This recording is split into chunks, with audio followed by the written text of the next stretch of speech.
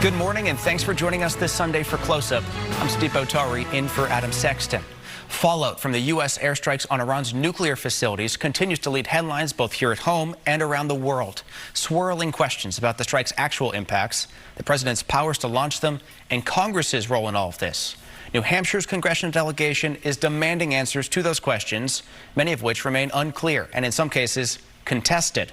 Pentagon leaders laid out new details late in the week about military tactics and explosives to bolster their argument that the U.S. attacks had destroyed key Iranian nuclear facilities. But little more emerged on how far back the bombing has set Tehran's atomic program. Congress, since the strikes, has been pushing for classified briefings to understand the scope of the attacks and the justification for U.S. involvement. Senator Jeanne Shaheen saying the administration needs to provide more clarity when it comes to the U.S. endgame in Iran.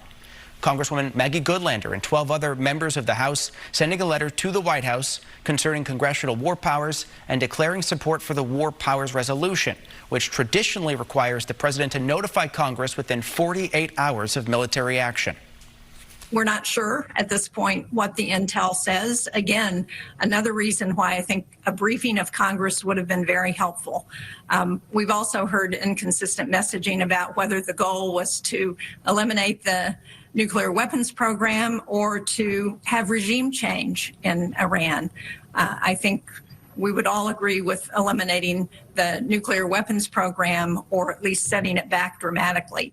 It's deeply concerning, and I think what I'm hearing all across the state and really all across our country is the American people deserve answers. We need more answers from the administration about why it decided to do what it did, when it did, and it's critically important that Congress be involved.